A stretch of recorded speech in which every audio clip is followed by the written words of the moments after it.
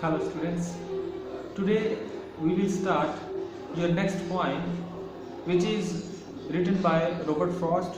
Robert Frost is one of the famous poet writer, and in this poem we will see how it is difficult to choose a path, choose a right path in our life.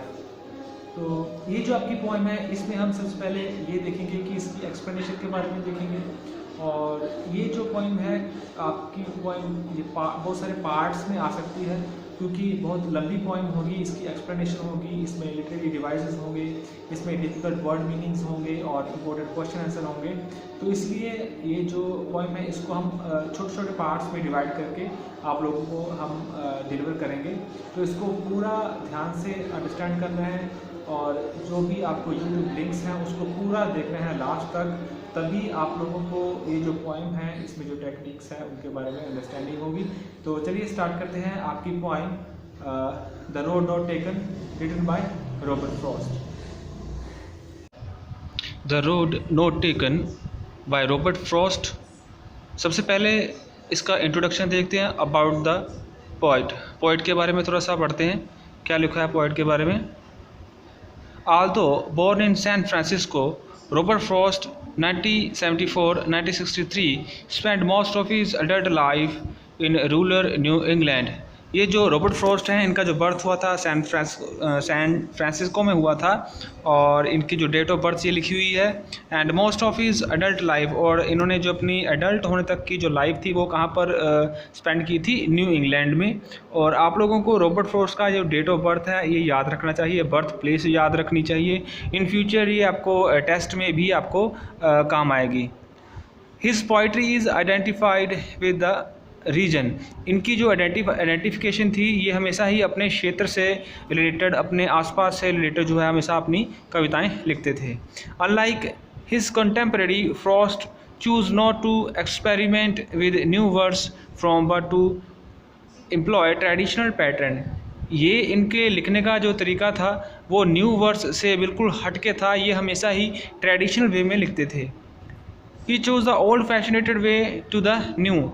ये क्या करते थे, इनकी एक खासियत थी कि जो पुराना तरीका होता था कविताएं लिखने का उसमें से ही ये न्यू पैटर्न कविताओं का ढूंढते थे। Despite the surface cheerfulness and descriptive accuracy of his poem, he often presents a dark, sober vision of life, and there is a decidedly throughout quality to his work. ये जो poem लिखते थे, poem में हमेशा ही इनका main theme क्या होता था, डार्क को प्रेजेंट करना, सोबर शांत एटमॉस्फेयर को प्रेजेंट करना, लाइफ के किसी विज़न को प्रेजेंट करना। ये इनके जो रचनाएं होती थी उनका मेन थीम होता था। At the center of most of his poem, that is an antithesis. Antithesis होता है विरोध करना, जैसे दो बातों को लेकर उसमें अपनी रजामंदी भी देना और दूसरी तरफ उसका विरोध भी करना, उसको हम एंटीथीसिस बोलते हैं। Between fact and fancy, reality में और फैंसी में, रियलिटी में और इमेजिनेशन में ये क्या करते थे, एक विरोध करते थे, एंटीथीसिस करते थे अपनी कविताओं में। Reality and imagination, pleasure and purpose, nature and civilisation, country and city, ये सब क्या है इसमें डिफरेंट बताया हुआ है कि ये हमेशा ही डिफरेंट करते थे।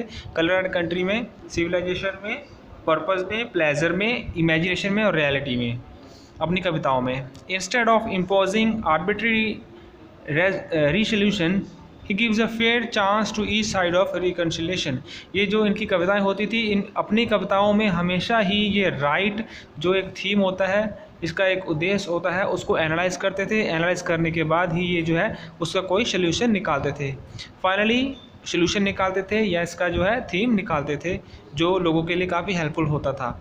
Finally the resolution emerges from his demonstration of such reconciliation as it happened in the road not taken। और इनकी जो रेजोल्यूशन होती थी वो इनकी डेमोन्स्ट्रेशन में भी दिखाई देती थी, जहाँ से ये इनको कविताओं को एनालाइज करते थे, रिकॉन्सिलेशन करते थे, एज इट हैपन, जैसा कि इनकी जो कविता है द रोड नॉट टेकन में लिखा गया है। Some of Frost best known poems are mending wall, stopping by woods on a snowy evening. और इनके नीचे जो बहुत ही फेमस कविताएं हैं उनके बारे में लिखा गया है। मैंडिंग वॉल और stopping by woods, snowy evening, ये इनकी one of the most important and famous जो इनकी कविताएँ हैं। नेक्स्ट देखिए जो थीम क्या है इसका, आपकी जो पोइम है द रोड नॉट टेकन का थीम क्या है इसमें। The main theme of the poem the road not taken by Robert Frost is indecision. Indecision क्या होता है कि जब हम राइट डिसीजन नहीं ले पाते, followed by theme of regret, और कोई इनडिसीजन लेकर, कोई सही डिसीजन ना लेकर हमें फिर उसके ऊपर दुख होता है। तो ये इसका मेन थीम है कि हम राइट डिसीजन राइट समय पर नहीं ले पाते। The road not taken deals with the dilemma that man faces in life. ये जो द रोड नॉट टेकन आपकी पोइम है, ये डेलिमा क्या होता है, जैसे एक तरह की घबरा जाना या प्रॉब्लम में होना, उसको हम डेलिमा बोल देते हैं। जो आदमी अपनी लाइफ में इस तरह के जो डेलिमा जो फेस करते हैं उनके बारे में लिखी हुई है। The two roads serve as metaphor for the choice we make in life. यहाँ पर दो रोड बताए हुए हैं और दो रोड में से आपको एक जो पाथ है, एक रास्ता, वो चूज़ करना होता है। इसलिए यहाँ पर उसको मेटाफर क्या होता है कि जब दो चीज़ों को लेकर दोनों में एक उनकी एडवांटेज बताई गई हो तो उसको हम मेटाफर कहते हैं। ये एक लिटरेरी डिवाइसेस है, मैं आगे इसके बारे में आपको एक्सप्लेन करूँगा। और इसलिए ये सारा पूरा आप देखेंगे तो ही आपको इसकी अंडरस्टैंडिंग होगी पोएम की, अदरवाइज़ ये डिफ़िकल्ट हो जाएगा आप लोगों के लिए। तो इसलिए लास्ट तक इसको, पूरी वीडियो को, पूरे लेसन को लास्ट तक देखिए। Life throws many alternatives. जो लाइफ होती है वो आदमी को बहुत सारे अल्टरनेटिव देती है, बहुत सारे मौके देती है अपनी लाइफ को सुधारने के लिए। The choice we make has far reaching consequences. और लाइफ में हमेशा ही कोई ना कोई कॉन्सिक्वेंसेस, कोई ना कोई प्रॉब्लम आती ही रहती है। The impact that our choice will make on our life can also not be for easy for foreseen.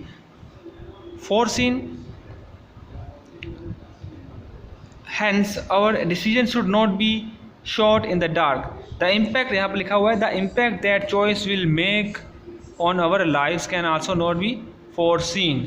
तो हम लाइफ में जो एक बार डिसीजन ले लेते हैं उसका जो है हमारे पूरी लाइफ के ऊपर, हमारे जो सोसाइटी के ऊपर उसका एक इम्पैक्ट पड़ता है जो जिसको बाद में ठीक नहीं किया जा सकता। Hence our decision should not be shot in the dark. इसलिए हमें अंधेरे में या गलती से कोई गलत डिसीजन नहीं लेना चाहिए।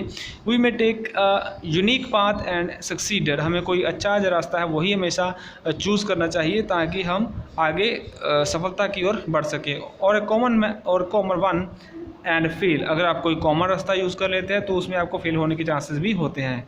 Failure is stepping stone to success. इसमें ये भी बताया गया है कि फेलियर ही एक स्टेपिंग स्टोन है टू सक्सेस, सफलता की ओर। अगर आपने फेलियर फेस नहीं किया तो आप सक्सेसफुल भी नहीं हो सकते। सक्सेसफुल मोस्टली वही लोग होते हैं जिन्होंने लाइफ में फेलियर को फेस किया होता है। Therefore do not hesitate to retract. इसलिए कभी भी हमें जो है हेजिटेट नहीं होना चाहिए, शर्माना नहीं चाहिए। डिस्ट्रैक्ट टू रिट्रैक्ट, अपना जो रास्ता है उसके ऊपर दोबारा आने से। If you face situation that make you unhappy. अगर आपने कोई ऐसा रास्ता इस्तेमाल कर लिया है जो आपको हैप्पीनेस नहीं दे रहा तो आपको कभी भी हेजिटेट नहीं होना चाहिए दोबारा से अपने सही रास्ते को चुनने के लिए। ये इसका मेन थीम है। तो चलिए समरी के ऊपर भी फटाफट से एक बार डिस्कशन कर लेते हैं। समरी में क्या बताया हुआ है इसकी, उससे आपको थोड़ी सी अंडरस्टैंडिंग हो जाएगी पोएम के बारे में। In the poem The Road Not Taken, Robert Frost makes a fascinating use of two roads as metaphor for life.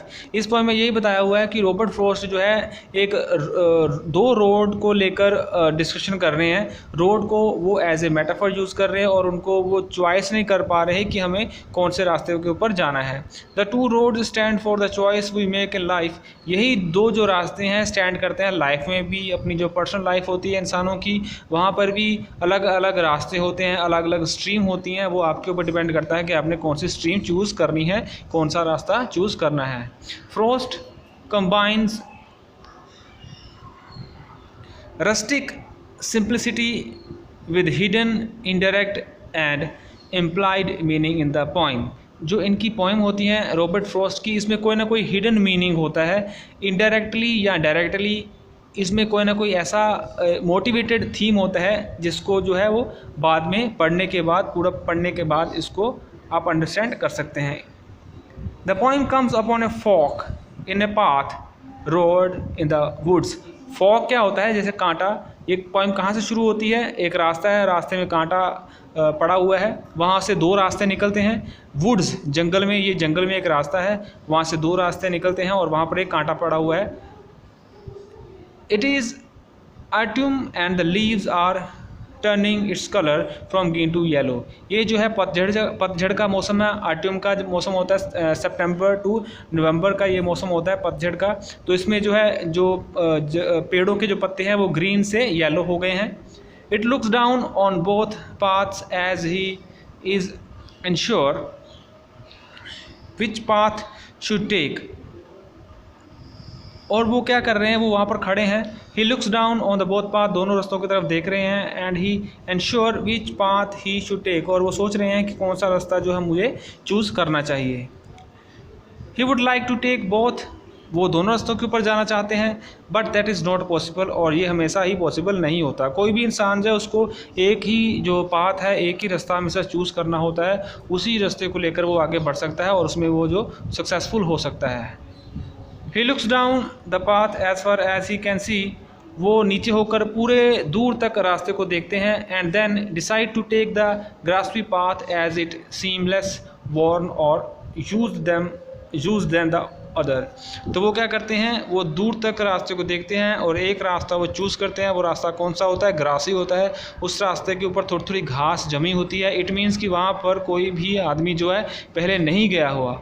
यहाँ से हमें क्या प्रूव होता है कि वो हमेशा ही चैलेंजिंग वे को हमेशा ही अपनी लाइफ में अडॉप्ट करते थे रॉबर्ट फ्रॉस्ट, और चैलेंजेस वही लेते हैं जो चैलेंजेस लेते हैं। वहाँ पर चैलेंजिंग जो पाथ होता है वहाँ उस पाथ के ऊपर लोग कम जाते हैं। इसलिए रॉबर्ट फ्रॉस्ट यहाँ पर ये बताना चाहते हैं कि हमें कभी भी चैलेंजेस से डरना नहीं चाहिए।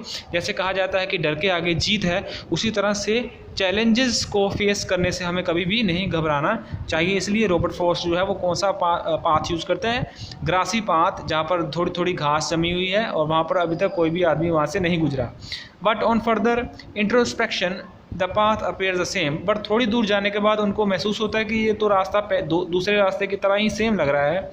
The fallen leaves on the path seems fresh and walked on. तो वो जो रास्ता था वो कैसा लग रहा था? द फॉलन लीव्स, उस रास्ते के ऊपर भी जो पत्ते गिरे हुए थे वो भी उसी तरह से दूसरे रास्ते की तरह फ्रेश और वाक्ड ऑन, और उस रास्ते के ऊपर भी थोड़ा कोई भी नहीं गया हुआ था, इसलिए उनके पत्ते जो फ्रेश थे, मुरझाए हुए नहीं थे। The narrator reflects on how he plans to return someday in the future to take the road not taken but suspect that he probably would not be able to do so।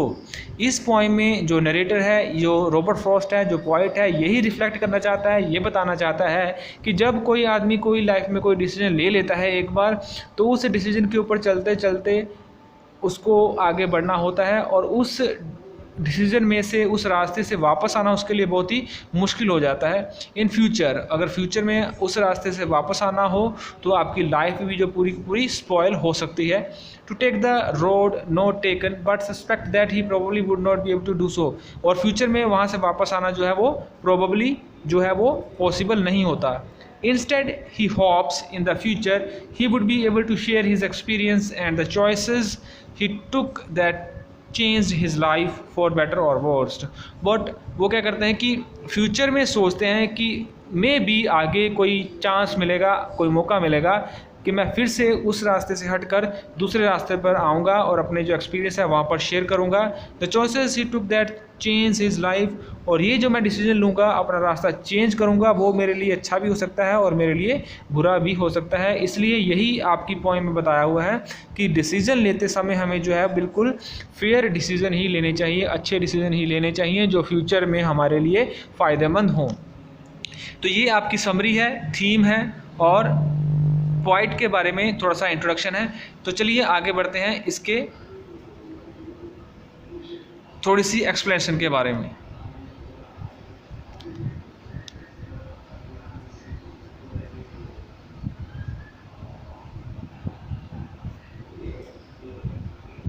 तो यहाँ पर आपके कुछ word meaning है।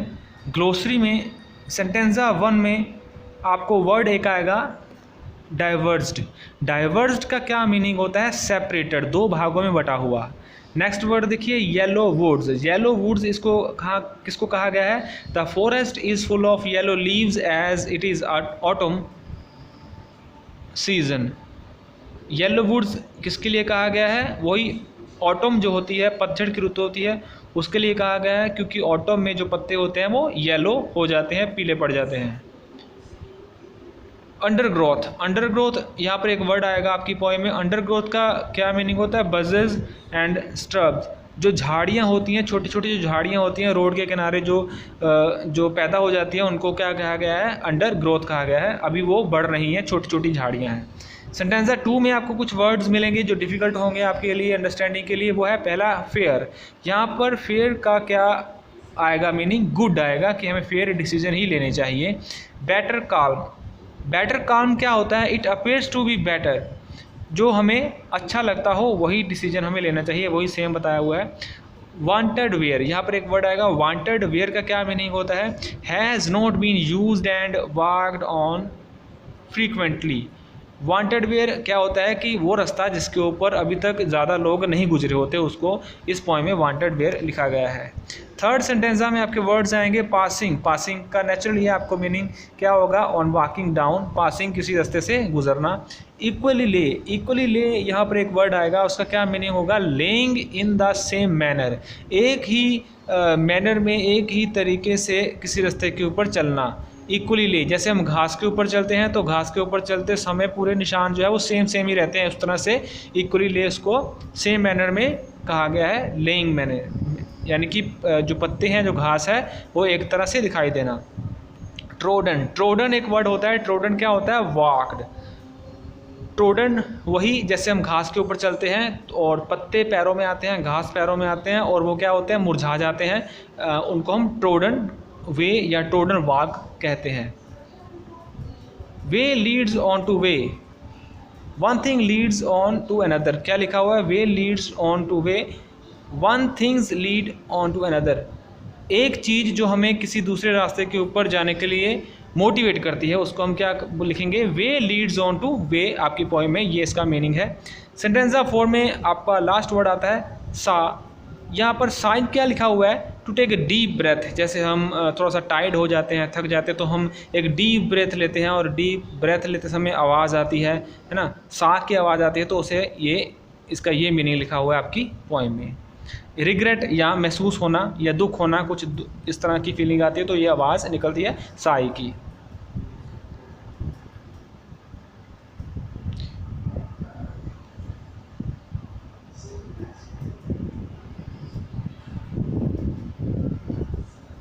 चलिए थोड़ी सी explanation को थोड़ा सा डिस्कस करते हैं जल्दी से, और जल्दी से हम आएंगे आपके लिटरेरी डिवाइसेस के ऊपर। तो क्या लिखा हुआ है? Two roads diverged in yellow woods. यहाँ पर क्या लिखा हुआ है? The poet informs his reader that there are two roads at the fork in the wood. वही है कि एक जंगली रास्ता है, वहाँ पर बहुत सारे कांटे बिखरे हुए हैं और वहाँ पर दो रास्ते हैं, गुजर रहे हैं। He adds that the forest wood is yellow because it is autumn and at this time trees shed their leaves। तो वो एटमॉस्फेयर कैसा है? ऑटम का सीज़न है और ऑटम में जो क्या होता है, सारे के सारे जो पेड़ होते हैं उनके पत्ते जो है नीचे गिर जाते हैं। ये सब एटमॉस्फेयर जो है वो रास्ते के ऊपर खड़े होकर रॉबर्ट फ्रॉस्ट बता रहा है, जहाँ से दो रास्ते निकलते हैं। For setting the poem in the woods in autumn. तो ये जो पोइम है कहाँ पर लिखी हुई है? ऑटम के सीजन में एक जंगल में लिखी हुई है, जंगल के बारे में बता रहा है। Forest creates a sense of silence and a tone of melancholy, a gloom state of mind। तो वहाँ पर खड़ा होकर वो कंफ्यूज है राइटर, जो पॉइंट है, और वो सोच रहा है कि मुझे कौन सा जो रास्ता है वो चूज़ करना चाहिए। The road divert in yellow would, ये इस लाइन का मीनिंग है। तो सेकंड देखिए, सेकंड जो दो लाइनें हैं उसमें क्या लिखा हुआ है? And sorry I could not travel both and be one travel long I stand. The point देखिए क्या है, इसकी एक्सप्लेनेशन में क्या बताया हुआ है? The point shows regret for not being able to travel both the road side the same time. तो पोइट यही बोल रहा है आपकी फर्स्ट लाइन में कि वो एक समय पर एक ही रास्ते के ऊपर सफ़र कर सकता है, एक ही रास्ते के ऊपर जा सकता है, इसलिए उसे रिग्रेट हो रहा है, दुख हो रहा है कि वो एज ए ट्रैवलर, एक यात्री होने के नाते वो दोनों रास्ते जो हैं वो एक साथ जो है वो उसके ऊपर नहीं चल सकता। He stands at the cross road for a long time to try and decide the path he should follow. और थोड़ी देर वहाँ पर खड़े होने के बाद वो क्या करता है, एंड वी वन ट्रैवलर, एक ट्रैवलर होने के नाते वो एक रास्ता ही चूज़ करता है जिसके ऊपर चलने के लिए वो क्या होता है, रेडी हो जाता है। थर्ड देखिए, and look down once as far as I could to where it bend in the undergrowth. The point look down one of the road as far as his vision could reach. तो इसकी explanation में लिखा हुआ है, the point जो दोनों रास्तों को देखता है और रोड के ऊपर खड़ा होकर थोड़ा सा नीचे झुककर देखता है बहुत दूर तक उस रास्ते को, तो वो क्या देखता है, he could see only as far as a path look took a bend at the thick undergrowth. दूर तक वो देखता है कि दोनों रास्तों के साइड पर छोटे छोटे जो घास है वो उगा हुआ है, घास जो है वो बढ़ रहा है। एट दिस पॉइंट यही बताया हुआ कि वो कन्फ्यूज़ है, दोनों रास्तों को देखकर वो कन्फ्यूज़ है, वो सोच रहा है कि किस रास्ते के ऊपर जाया जाए। At this point let us think about the metaphorical meaning of the point. तो उसी समय जो क्या होता है उसके दिमाग में मेटाफोरिकल मीनिंग आने शुरू हो जाते हैं, यानी कि क्या है कि दो रास्तों में से वो किसी एक रास्ते को वो चूज़ नहीं कर पा रहा। रोड एक ही है पर रास्ते दो है, रोड को मेटाफर यूज़ किया गया है। Let us assume the road represent decision we make and the fork represent the choice we have in life and the undergrowth uncertainties in life। वो जो रास्ता है, एक रास्ते के ऊपर कांटे बिखरे हुए हैं और एक दोनों रास्तों के ऊपर कांटे बिखरे हुए हैं, बट हमें खुद चूज़ करना है कि हमें कौन सा जो रास्ता है वो चूज़ करना है। एक रास्ते के ऊपर छोटी छोटी घास उगी हुई है, एक रास्ते के ऊपर छोटे छोटे कांटे हैं, तो आप लोगों को चूज़ करना होता है कि हमें जो है लाइफ में कौन सा रास्ता हमारे लिए सही होगा। तो वही जो रॉबर्ट फ्रॉस्ट है, जो पॉइंट है, वो दोनों रोड जो है उसके पास खड़ा होकर ये डिसीजन लेने के लिए सोच रहा है। The point is eight the cross road of his life and not on an actual road. तो जो पॉइंट है वो रोड के एक साइड पर खड़ा हुआ है और सिमिलरली वो जो रोड है, जो रास्ता है, वो किससे उसको इम्प्लाइज कर रहा है, अपनी लाइफ से, लाइफ के साथ रिलेट कर रहा है कि लाइफ में भी इसी तरह से डिफ़िकल्ट डिसीजन लेने के लिए आदमी को हमेशा तैयार रहना चाहिए और हमेशा ही पॉजिटिव जो डिसीजन होता है वही लेना चाहिए। He could be trying to see further ahead into the future but is unable to, so he has to be conscious in his choice. तो क्या करना चाहिए, वही डिसीजन लेने चाहिए जो फर्दर आपकी लाइफ में, आपके फ्यूचर में आपके लिए जो है वो उसका कुछ आपको फ़ायदा हो। So he has to be conscious in his choice. इसलिए चॉइस लेते समय, कोई एक चीज़ को चूज़ करते समय जो है आपको ये बात का ध्यान रखना चाहिए, आपके लिए वो चेतावनी भी होती है कि हमेशा ही हमें जो है राइट पाथ के ऊपर ही जाना है। तो यहाँ तक के लिए इतना अभी काफ़ी है। तो इसमें से आपको अपने वर्ड मीनिंग जो है, वर्ड मीनिंग को अच्छी तरह से लिखना है और जो थीम है इसका, थीम को अच्छी तरह से आपने अपनी नोटबुक के ऊपर और वर्ड मीनिंग को अच्छी तरह से अपनी नोटबुक के ऊपर लिखना है। जो नेक्स्ट हमारा लेसन होगा उसमें हम इसकी जो नेक्स्ट एक्सप्लेनेशन है और पोएटिक डिवाइसेस के बारे में डिस्कस करेंगे। तो चलिए मिलते हैं आपके नेक्स्ट लेसन में। आई होप आप लोगों को ये जो पोएम है उसकी अंडरस्टैंडिंग हो गई होगी और जितनी भी आपको मैंने इसका इंट्रोडक्शन दिया है पोइट के बारे में, इसमें थीम दिया है, थीम को भी आपने अपनी नोटबुक के ऊपर लिखना है और आपके जो वर्ड मीनिंग है उनको भी नीट एंड क्लीन अपने अपनी नोटबुक के ऊपर लिख लेना है फॉर योर फाइनल एग्ज़ाम। तो चलिए मिलते हैं आपके नेक्स्ट लेक्चर में। नेक्स्ट लेक्चर में आपके जो लिटरेरी डिवाइसेस होंगे उनके बारे में डिस्कस करेंगे और उसके जो इंपॉर्टेंट क्वेश्चन आंसर होंगे उनके बारे में डिस्कस करेंगे। Thank you.